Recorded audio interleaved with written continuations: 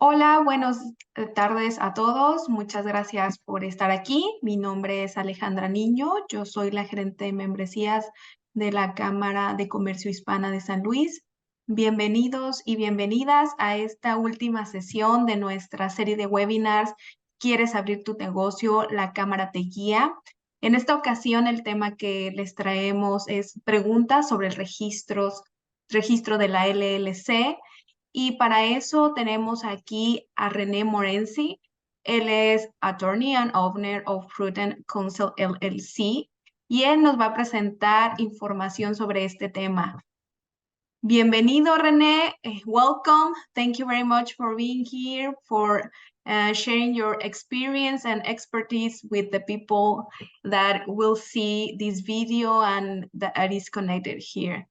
So, could you start your presentation? Okay. Gracias, Alejandra.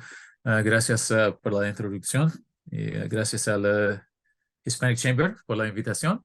Y gracias también al abogado Herman González, el expresidente de la Hispanic Bar Association of St. Louis. Él estuvo mi compañero de la clase a la universidad. Bienvenido y buenos, well, no buenos días, buenas tardes a todos. Mi nombre es René.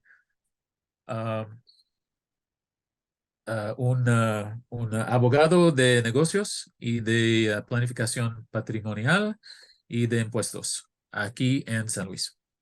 Un miembro de la Hispanic Bar Association of St. Louis y de la Hispanic National Bar Association y de la American Bar Association y de la National Bar Association y de muchas otras asociaciones.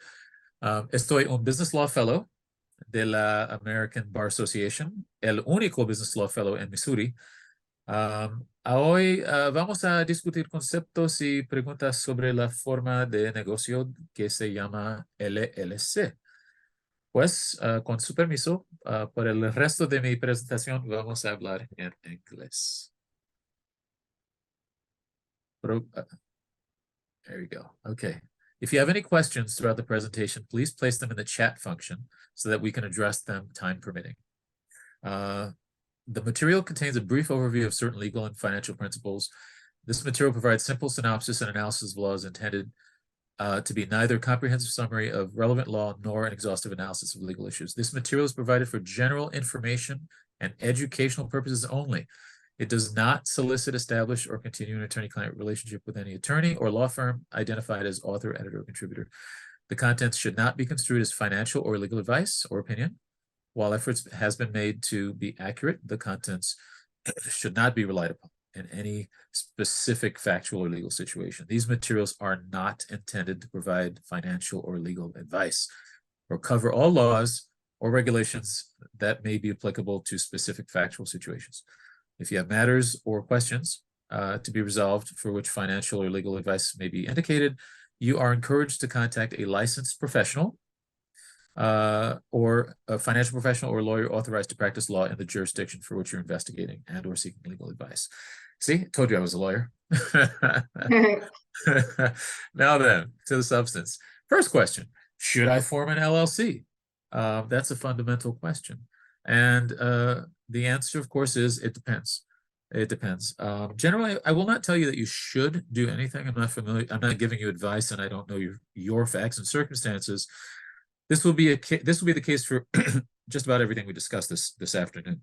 I will, however, share some factors to consider in a way so that you can be prepared when you do speak with your attorney. So with regard to choice of entity, you can have your business be any sort of lots of different kinds of entity. They could be an LLC. We could have a sole proprietorship. We could have a partnership. We could have a corporation. When we say LLC, we mean limited liability company. That's what LLC stands for. But an LLC can be a number of other things as well. So they kind of overlap. So before you do anything, before you file anything with any government, you are already, if you're doing business, you're already either a sole proprietorship or a partnership. If you're by yourself, doing business by yourself, doing whatever it is that you do in your business, you are a sole proprietor. If you are doing it with other people, then you are automatically in a partnership without you having to file anything. Now, there are great advantages to filing things, and we're going to talk about those, but you can decide which ones to file. Today, we're going to focus predominantly on a limited liability company, but also understand that a limited liability company can also function as a partnership. It can even function as a corporation for tax purposes. And so it's important to understand that these are sort of complicated concepts, but they do have some overlap. But just so you understand that you have a choice to make, and the choice should not be just like rolling a dice. You should consider the factors. Now then, the factors to consider now and in the future are things like, what did the exit look like? Now that's a strange question, right? If you're just forming a business, why would I be talking about the exit? Because it is, if you think about how you will exit the business, that might have a lot of influence on some of the decisions that you make, even right down to the kind of entity that you have and how you structure it, and how you the form of entity, as well as where you find capital, where you find your money. Now, when I say everybody is going to exit, I mean everybody who's in a business is going to exit. We could exit it in a coffin, or we can exit it by selling the business to somebody else, or we can exit it by just shutting down the business and liquidating it and just selling off all the assets.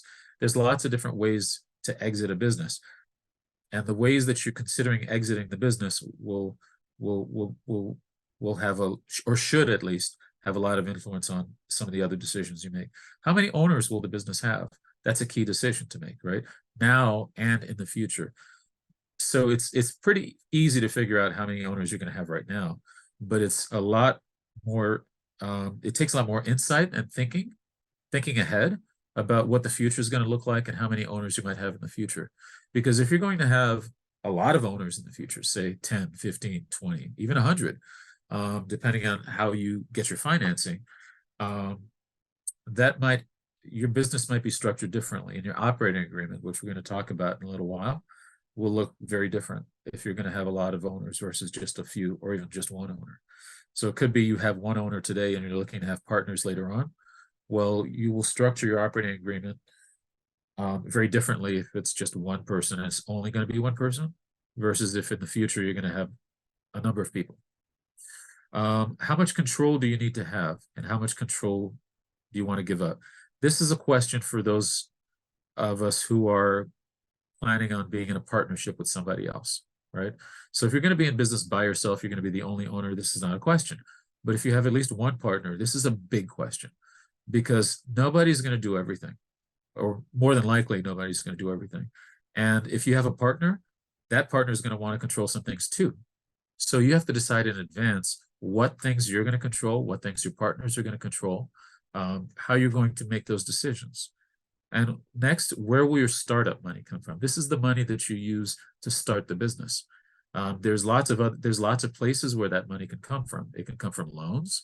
It can come from friends and family, right? It can come from your savings. It can come from people who want an equity interest in your business. In other words, they want a share of the business, of your business. And so depending on where that startup money is going to come from, that's going to depend on how you structure the LLC. And will you have investors? Again, this is related to where the startup money, but this is a broader question. Will you have investors? Investors can come in the form of debt, but it can also come in the form of equity, like we talked about. How will you make money? Seems like a strange question, but it's a very important question. How will you make money? You're going to have a business. You're going to do whatever it is that you're going to do. You're going to have a taxi business or a bricklaying business, or you're going to have an accounting business, or whatever it is that you're going to do. You're going to open up a restaurant. You're going to open up a movie theater. Whatever it is that you do, you have to figure out how you're going to make money. This is an important business question, but it's an important LLC question also, because you're going to need to know where your operating capital is going to be coming from as you're trying to operate this LLC. And then there's tax questions.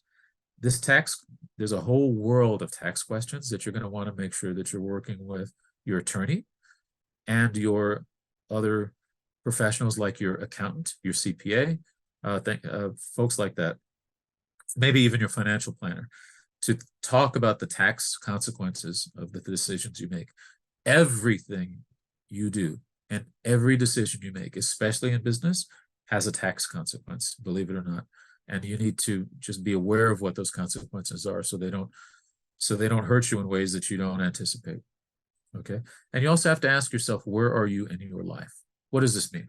This means that you have to, as you're starting your business, you have to ask yourself, where are you in your life? Are you about to get married? Are you about to get divorced? Are you about to have children? Are you about to, whatever it is, right? Are you about to go through a very serious disease? Are you, all these are very big questions, but these questions will help determine whether this is even the right time to be in this business or not, because that too is an important question. It's not always the right time, right? So you have to consider these things. Now, next, why would I even want an LLC is the next question. And it depends also. You might want an LLC. It might benefit you because an LLC provides what's called limited liability. And notice it's not unlimited liability, it's limited liability. And so what this means is there's certain kinds of things that legitimate business debts and liabilities that will stay with the business, and theoretically you won't be responsible for if things go badly. That's theoretically. Okay. That doesn't mean that somebody can't sue you. Anybody can always sue you for whatever reason they want to, but the question is, will they succeed, right? And is their attorney going to try to talk them out of it and tell them, look, there's nothing to sue here, don't even bother, kind of thing. It's simple. An LLC, especially a single member LLC, is a very simple form of business. You can do it, you can form it within, a day, or much less than a day. If you're a professional who does these things, you can do it very, very quickly. So it's a simple thing to do. And there's only one layer of income tax. So if you're a single member LLC, in other words, this means, what I mean by single member is you are the only person who owns the LLC. There's no partners. Then there's only one layer of income tax. What this means is all the income that you make in the business, it'll only be taxed one time as income tax. So if you have a corporation, for example, you have multiple layers of income tax. And so, for example, when the corporation makes money, has some net income, that corporation will be taxed on that net income. But if you are a shareholder of that corporation, you will also be taxed when you either take a distribution from the corporation in the form of money, or if you, for example, sell the shares that you have in the corporation, right? And so you just have to bear that in mind in terms of how complex do you want your life to be from a tax point of view. It's simple to transfer ownership of an LLC, very simple. And there's also no state reporting on an annual basis, at least in Missouri, which is also nice. Now, I said no state reporting. Now, there's a new law called the Corporate Transparency Act. And this law is I just did a seminar, CLE, in front of a bunch of lawyers in Washington, D.C. about this in May. It's a new law that there's final proposed regulations for. When this law takes effect next year, it doesn't take effect yet, but when it takes effect next year, everyone who has an LLC is going to have to make a report to the federal government. But this is not in effect yet, but you will have to do this. Every person, every owner of an LLC, really what we call every beneficial owner. Well, just to oversimplify, let's just say every owner for now. We'll get into all the details in some other seminar.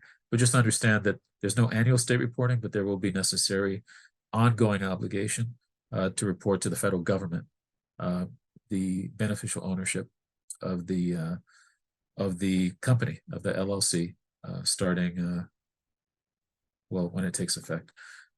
Again, I'm just keeping it simple. So there's reasons why an LLC might not work for you, though. There are more pitfalls than a sole proprietorship. The sole proprietorship is just you. You say, okay, I'm going to start doing X, right? I'm going to sell lemonade. I'm going to start doing an accounting business. I'm going to, whatever it is, right? I'm going to have a contracting business. I'm going to, whatever you want to do. That's simple. But an LLC is a formal business entity through the government. And so there are more things to comply with potentially. And so there's more things to just keep an eye on, which is why you're going to hear me say this a lot. It's important to, it's oftentimes a good idea to use an attorney and an accountant or an accountant to help guide you through the process of forming the company, as well as after you've formed the company, even throughout the entire life of the company. It's not a great estate planning vehicle. So estate planning has to do with how do you transfer the things that you own after you either die or become incapacitated, right? And who's going to make decisions on your behalf when you die or become incapacitated. Many of us someday might become incapacitated, unfortunately. All of us someday are going to pass away, every last one of us. And so we have to plan for that. There's no getting out of it, right? So either it's going to happen and it's going to be a mess, or it's going to happen and you made a plan for it, but it's going to happen. And so with your business, once you have a business, the mess will be even bigger if you've not planned how the business is going to proceed or not after you pass away. So the LLC by itself is not a good estate planning vehicle. So you have to combine it with other things to make sure that you have a proper estate plan. This is especially true for, sole proprietors, right? People who are just not sole proprietors, but single member LLCs, right? And so related to that, you need to plan separately for succession. What is succession? Succession means what happens, who's going to replace you, right? What's going to happen after you're not there, right? Either you pass away or you retire, right? Or any of these things, right? Well, hopefully you'll retire, right? Maybe, right? Maybe you work so hard that one day you want to retire. Maybe you love what you do so much that you want to do it till you pass away. And that's okay too, but you need a plan, right? Because you don't want to all of a sudden, one day everything falls off a cliff and all your customers are left wondering what happened. If you have staff, if you have employees, they're wondering, what do we do now? How will we get paid, right? All these things. If you have things of value in the company, of assets, right? Well, what's going to happen to those assets, right? Who's going to get them? Who's going to receive your stuff, right? Who's going to determine who owns what? Who's going to pay off the creditors, right? Who's going to pay the bills and see to it that there's something left over, right? All of those things need to be decided. So the LLC might be a bit of a disaster if you don't also plan properly for succession, right? It doesn't have to be a disaster. It can be if you don't plan properly. Right? Now, I hear so many LLC terms that are unfamiliar to me. Can you explain some of them? Happily. Okay, here's some of the terms that we're going to be talking about for LLCs. By the way, there was another very, very good presentation by a different young lawyer from May. He went into some details about LLC. I'm covering things that I believe he supplement what he covered, and so hopefully this will be helpful as a companion to viewing the other presentation as well. We use these words, articles of organization. What does this mean? You're going to need to know what is an articles of organization. It's the document that's filed with the Secretary of State of, not the Secretary of the United States, the Secretary of State of Missouri, or whatever state you form it in. It's a simple document, really. Then there's a capital contribution. What does capital contribution mean? It's an investment of funds into the LLC by its members. Well, what's a member? Here it is. A member is an owner of membership units in the LLC. So with a corporation, there are things called stock in a corporation. So people own stock in a corporation. Those are bits and pieces of the corporation, right? With an LLC, they're not called stocks, they're called units generally. And so these units are basically shares of the LLC. So if it's a single member LLC, you're the only owner, then you own all the units, 100% of the units. If you have a partner, well, then your partner owns some of the units and you own some of the units. It could be 50-50, It could be 25-75. It could be anything you want. Remember that earlier slide where we talked about deciding who owns, how you'll divide the organization. Part of it is deciding how many units each partner will own. All right. So the members are those owners of units. That's what we call them. It's not members like members of a gym or members of your house of worship. It's a different concept of members, but they are members. We talk about formation. So when we talk about corporations, we incorporate. You've heard that term before. Most of you have heard incorporate. Well, with LLCs, we don't incorporate. We do a formation of the LLC. So that's all that means. It's the creation of the LLC. And that's done by filing the documents with the Secretary of State for the most part. Then there's this term called manager. It is intuitive. It's kind of like a manager of the supermarket. It's kind of like that, but different. So the manager is an individual authorized by the operating agreement to run the company. All right. So the manager actually runs the company and makes key decisions on behalf of the company. And how do you become a manager? The members appoint a manager, appoint or elect a manager. Obviously, if you only have one member, then you potentially probably only have one manager too. You don't have to. You can actually elect to have a different manager if you're a member.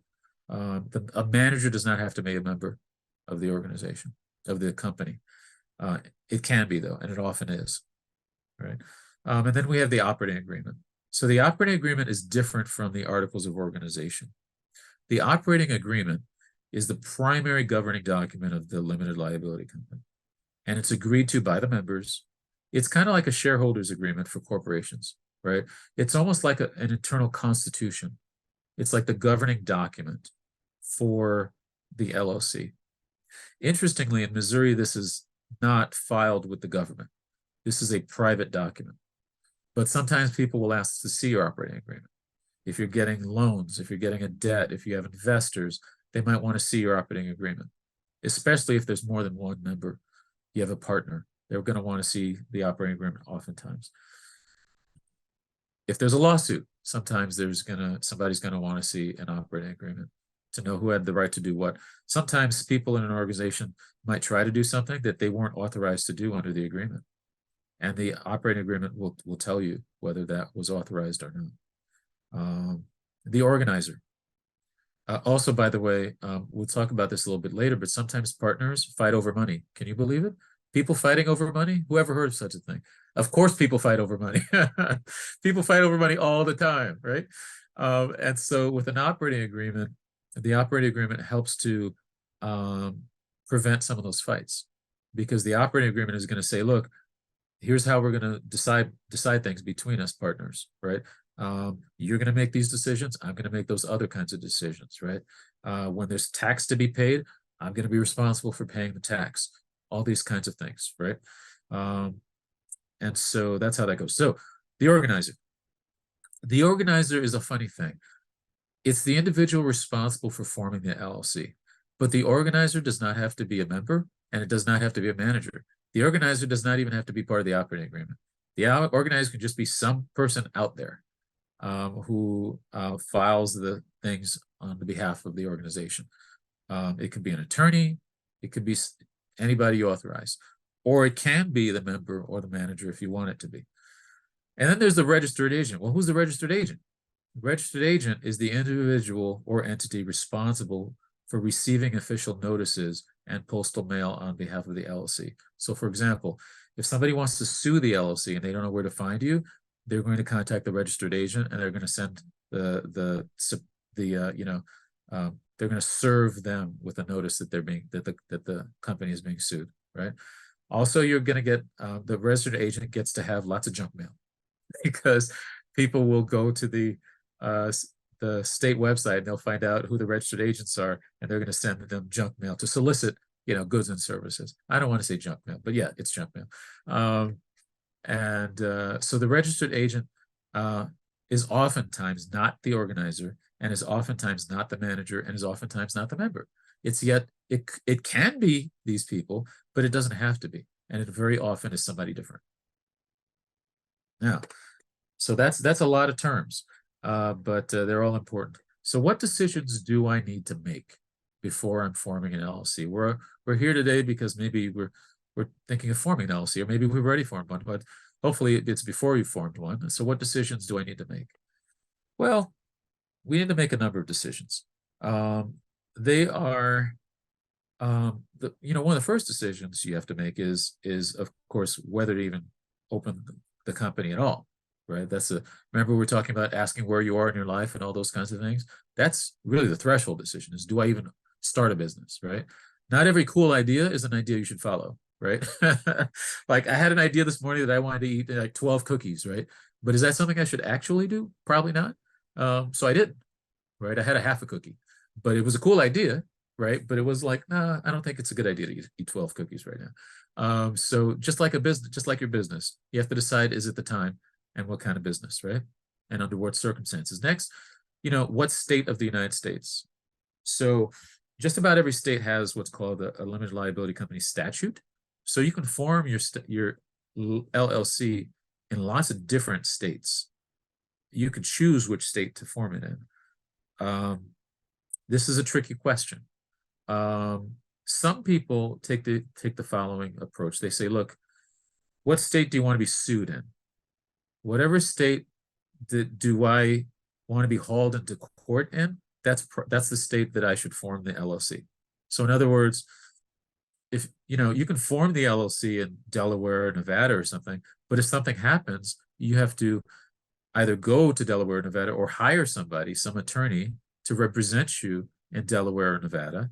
And you don't know anybody, you don't know anything about Delaware, you don't know anything about Nevada, or I'm just using those as examples. So that's one approach people take, is where do I want to, in what state do I want to avail myself of their courts, right? Number two, it's a question of also convenience, and can be familiarity, right? If you have real estate, oftentimes some other people take the approach of you should form an LLC wherever the real estate is physically located. That's some people's approach. So it depends. But this is a decision to make in consultation with your attorney. Many of you will choose to incorporate in Missouri. To form your LLC in Missouri. And that's fine, but just make sure that you make that decision thoughtfully, right? Next, what is the name of the LLC? So here's the thing. Consider whatever the name is will be the name. So if the name of your LLC is going to be, Renee's Supermarket LLC. Well, if it's Renee's Supermarket, LLC, that's the official name according to the state. If it's Renee's Supermarket LLC without the comma, that's the official name of the LLC.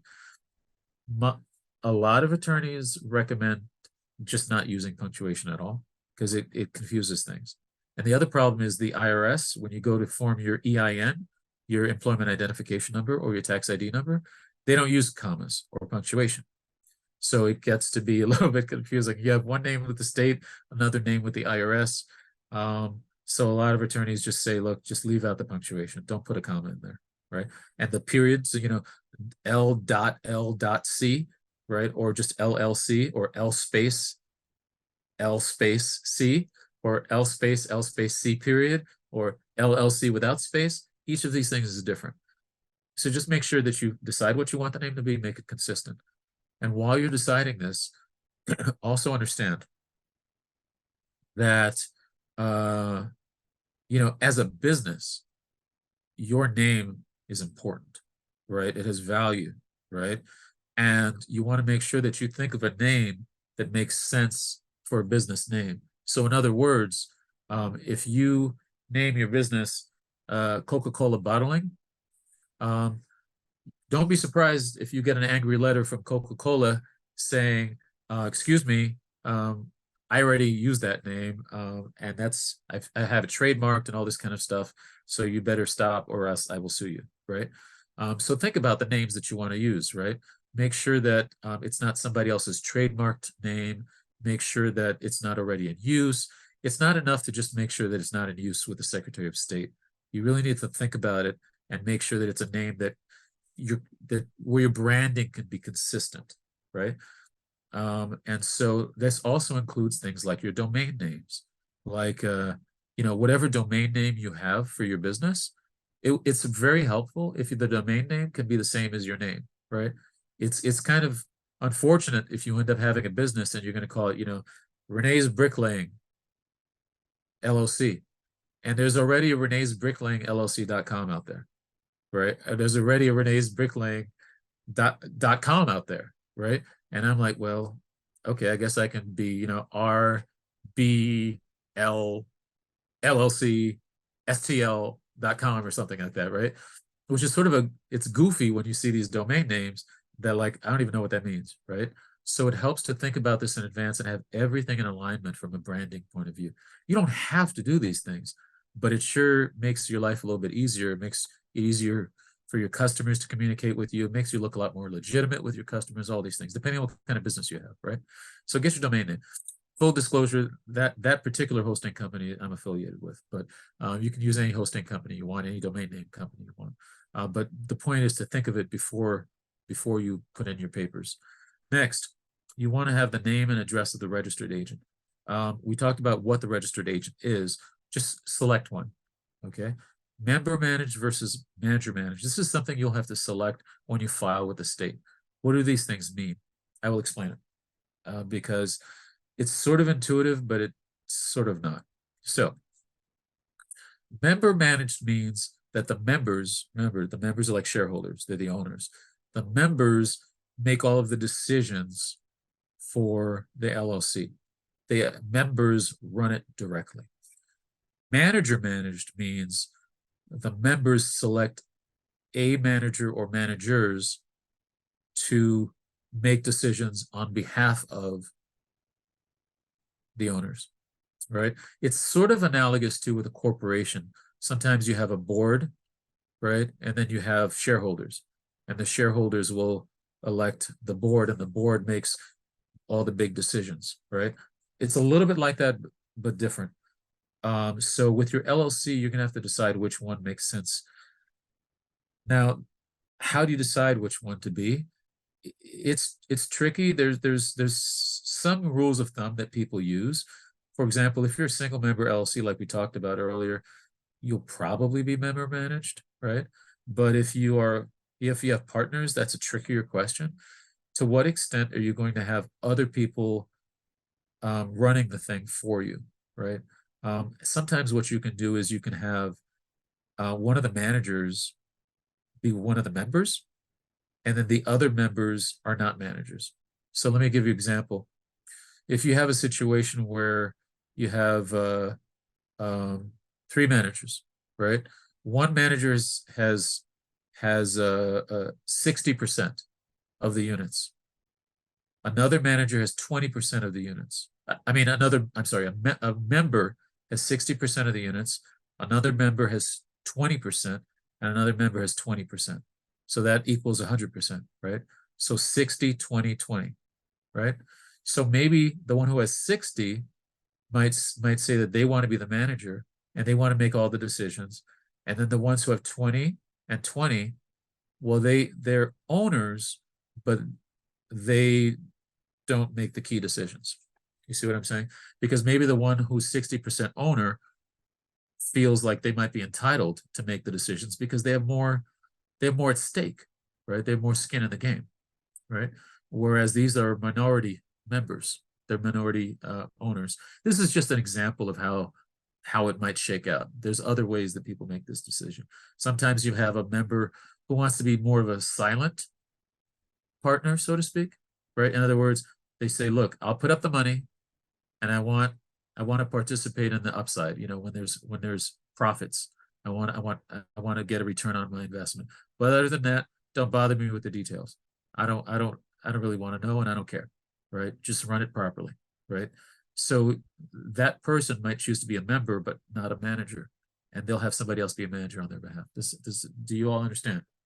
So that's it can be a very important and consequential question. if you have partners. The name and address of each organizer. We talked about what an organizer is. This should be very easy a decision to make. The percentage of ownership of each member. Whew, this one here is a big deal. Remember how I said 60-20-20, the one with 60 has, maybe the power to be a manager and the others don't. By default, the person who has more ownership will participate more in the profits, and they might get to have more say in terms of key decisions. It doesn't have to be that way, but it tends to be that way, right? If you own more of the company, don't you want more say in the company? Of course you do. And most people do, most investors do as well. So percentage of ownership is going to be tricky. You're going to have to figure this out. This might be related to how much money each person puts in initially, but it's not the only determining factor. Sometimes it has to do with how much that each person is going to contribute over time, right? Maybe one person puts a lot in at first, but then the other members put in a lot more over time, right? So how do you figure out that percentage? That's a tricky question. And then there's also partnership tax rules that we are not going to talk about, but accountants and tax attorneys will be an important resource for you for figuring out tax questions. And then the percentage threshold for voting for certain decisions. Now, I said percentage ownership, right? And then there's percentage threshold for decisions. These two don't have to be the same. So remember our example where we had a 60-20-20, right? It doesn't necessarily mean that the 60% person member gets to have a 60% of the vote. You can decide in the operating agreement how the voting power will be divided up, and percentage threshold for what kinds of decisions, right?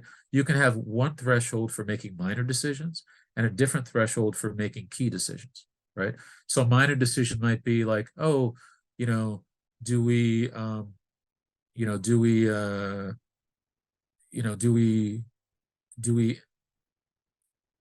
offer a particular product on sale, a particular good or service on sale, right? Do we have a little discount or something like that to some of our customers? Or it might be a major decision like, do we sell off all of our assets? Do we sell the company, right? Those are major decisions, right? So you typically want to have a higher threshold for voting for those major decisions. Now, how to resolve tie breaking. This is a tricky one.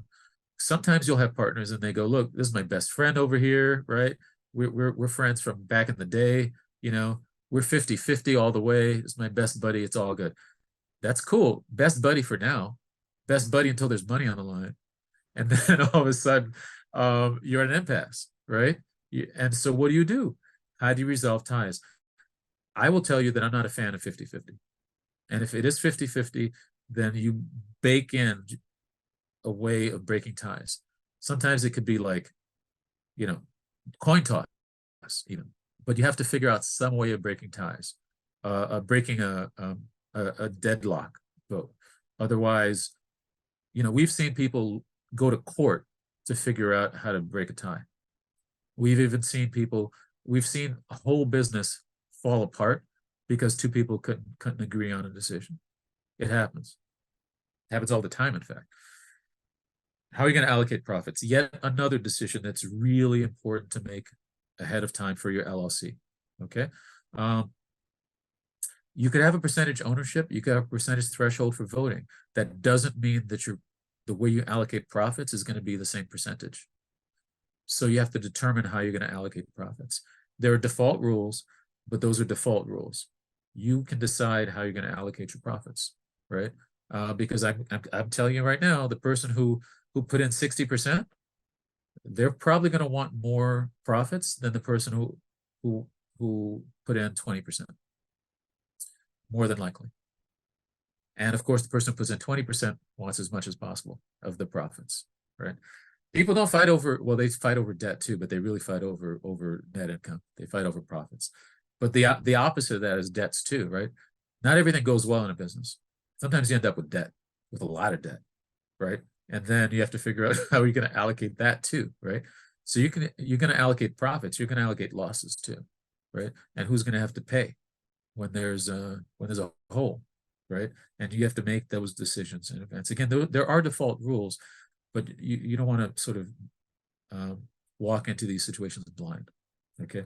Next, decisions. We talked about this a little bit earlier, but this has to be a decision that you make. What happens when you're, again, especially if you have a partner, what happens when your partner dies? What happens when they become incapacitated? What happens when they get divorced? What happens when they want to exit? Here's an example.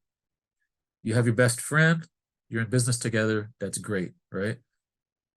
Awesome. And then your best friend gets divorced, right? And then in the divorce, your best friend's ex-spouse gets half of their stuff, right?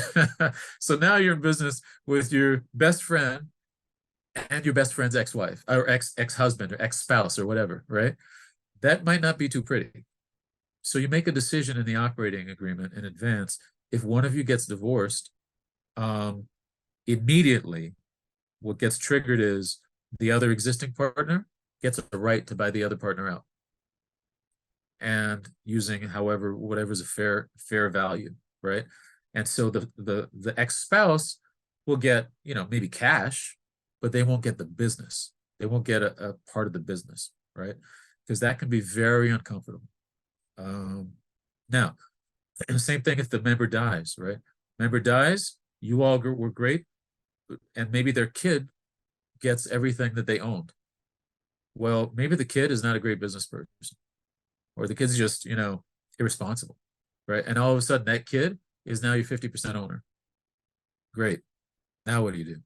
So again, when the member dies, maybe you want to right of first refusal, so to speak, or you want preemptive rights or something like that say that, okay, if the member dies, the other members get to buy those things right away. These are all decisions that you have to make as you're forming the LLC. Not have to, but it's a very good idea. You can not make the decisions and suffer the consequences, but it's a good idea to make the decisions. Now, if you have more than one member, whether the LLC will be taxed as a partnership or a corporation. And if it's taxed as a corporation, whether it's going to be an S Corp or C Corp, I will not even begin to get into the complexities of this decision. But just understand that if you have more than one member, there is a decision you will make with regard to how you'll be taxed. And that's a decision you're going to want to talk to with your attorney or your accountant or both. Now, I know we're running short on time. We had 45 minutes, right, Alejandra? Okay, we're good. We're wrapping up. Yeah, we're wrapping up soon. Okay, so what are the specific steps that I will take to form an LLC once I've considered and decided on all the things, right? So it's going to be, these are the steps here. Now, I'm not going to go through them all. You can read, but basically you're going to plan. Just like I said, I keep reiterating this because it is so important. Planning and decision-making is the most important thing that you can do in forming your business. It's probably even more important than raising capital, than raising money. You need to know what on earth you're going to do and how you're going to do it and why. And if you don't, you're looking forward to a lot of difficulty unnecessarily. So you're going to file the articles of organization. You're going to do it on if it's Missouri, you're going to do it on this website. Or this website's going to tell you how and where to do it. You're going to register fictitious names. In other words, let's say my name is Renee's Bricklaying. Maybe I also want to be known as Bricklaying, Maestro, right? And that's not my official name, but that's one of the names that I'm going to do business as. So Bricklaying Maestro is going to be one of my fictitious names that I'm going to register with the state, even though Renee's Bricklaying LLC is the actual name. Okay, you could do business under both names. You're going to reserve your domain names. You're going to consult with a trademark or copyright attorney. You're going to create an operating agreement like we talked about. You're going to create an EIN. EIN stands for Employer Identification Number. If you have employees, you will certainly need one of these for payroll, taxes, and all these kinds of things. But even if you don't have employees, I recommend it. It's a good idea. It helps to keep things separate. You're going to register with the Missouri Department of Revenue for certain taxes. You're going to look into that. You're going to get an accountant or a bookkeeper or both to set up payroll. if the LLC will have employees. I know a lot of people like to do business under the table. Do so at your own peril. It's very, very, very, very easy now to use many softwares out there. QuickBooks has some, Intuit has some. There's lots of folks out there who have very easy software to use to keep track of your books and all these things. Just do it or pay somebody to do it. It's going to be some of the best, smartest money you spend. Open bank accounts separately. Your bank account should be separate from your personal bank account. It can be at the same bank if you want, but please, please, please, please make it be separate. Keep it separate. This will make it, it's certainly going to make it easier when it comes time to sell the business or value the business. It's also going to make it easier for your accountant or bookkeeper. Your bookkeeping bills are going to be cheaper. It's going to be easier for you to do your taxes. And it's going to be a lot easier if somebody decides to sue you. You want to secure credit early. Get secure credit early before you need it. The worst time to try to get credit is when you need it and you're desperate for it and you have no cash flow and you've blown all through your money. It's really hard to get credit then. And then if you do, it's very expensive. So secure your credit early, and that way you'll be better off. Obtain all the permits you need. Find out what permits you need and get them. They vary even by municipality. If you're doing business in University City, it's going to look different than if you're doing business in Fenton. Everybody has their own rules. Find out what they are, talk to your attorney, go to the websites, find out. Obtain insurance as appropriate. Now, when I say insurance, this is really important. Well, we'll talk about this in a second because we're about to wrap up. And don't commingle. So we're almost done, I promise you. What goes into the filing of the articles of organization? This we're not going to go into detail because it's important, but we kind of covered it already. It's all these things. So into your articles, you made decisions about these things.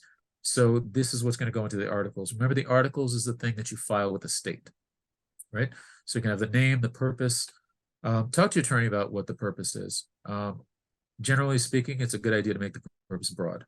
Name and address of the registration. We talk about this. Talk to your attorney about that. Usually perpetual is a good idea. And usually not of series LLC. That's a lot more complicated. If you're thinking about series LLC, please talk to an attorney. What about insurance? Is it a good idea? Insurance, it depends, but generally it is a good idea to have some insurance. You pick out what kind of insurance you want. There's different kinds of insurance. Sometimes people are like, well, I got insurance. Well, do you have the right kind of insurance for the kind of business that you have in mind, right? If you have a kind of business where, you're opening up a supermarket, you're going to need liability insurance. You're going to need premises liability when people slip and fall and break their hips in your store. You're going to want insurance that can cover you for things like that.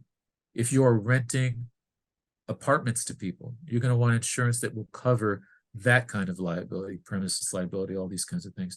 If you're doing kinds of businesses that where, the stakes are very high, you're going to want insurance for those things as well. And you're going to want the amounts of insurance that are appropriate. If you're going to start a gym, you're going to want insurance that takes into account that people might get injured in your gym through no fault of your own, but they might get injured and they still might sue you even though it was something that they did. It happens all the time, right? Workers' compensation if you have employees, all these things, and other kinds of insurance as well. It is a very good idea to have insurance. It's a very good idea to have an open, honest conversation with your insurance carriers so that you and they both have the same understanding of what's being insured and how you're doing business and are you properly covered. Once your LLC is formed, what's next? Just real quick, and this is the last thing we're going to talk about. You're going to do everything in the name of the LLC only and in your capacity with the LLC. So if your name is, let's say your name is Alejandra, right? You're not going to sign business documents as Alejandra anymore, right? Let's say you have Alejandra's, bookkeeping service, LLC. Anything for the business, you're going to sign as Alejandra's bookkeeping service, LLC. You're not going to sign the business as Alejandra as an individual because you want to make sure that you keep the business separate from the personal so that you can enjoy some of that limited liability. Keep good books and records, people. Keep good books and records. Pay somebody to do it if you want to. If you're not organized, just be honest with yourself. I'm not very organized. It's okay. I'm going to pay somebody to keep me organized. Even if it's your nephew, whoever it is, or your niece, make sure somebody's keeping you organized. Observe those corporate formalities is what this means. You're going to file your statement. I had to say it. File your taxes. File your taxes. I'll say it a third time. File your taxes, people. Accountants and lawyers are cheaper now than when you get in trouble. File your taxes. Protect your intellectual property. Many of the things you do are your intellectual property, even sometimes how you do business. So make sure that you understand what your intellectual property is and protect it. Sometimes it's patents, sometimes it's trademarks, sometimes it's copyrights. If you don't know what these things are, talk to your attorney, and make sure that you're protecting your own, and make sure you're not infringing on somebody else's. I made the example earlier of Coca-Cola, right? Other people have intellectual property as well. You don't want to infringe on their personal intellectual property. One last thing to make sure that one of the things I'm going to leave you with, LLC does not protect you from fraud or crimes. It does not protect you from fraud or crimes. You can't just run up bills and be like, I got an LLC, I'm cool. You are not cool. You'll be in trouble.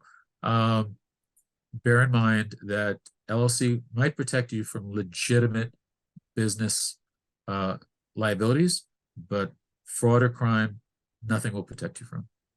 Okay, then you get to work hard and have fun. So that's it. So, many businesses don't survive. It's important to understand that, everybody. Many businesses do not survive. I can't promise you that yours will succeed, but I can tell you that if you have a burning desire to succeed and you're willing to work harder and smarter than the competition, and you treat your customers like a gold mine, and you treat your employees how you would like to be treated, you at least have a chance. And keep a close relationship with your lawyer so that they can help you identify and manage your risks, because that's very important.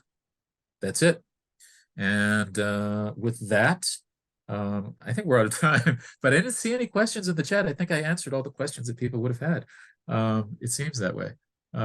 So with that, I guess I'll just say, thank you to my friends.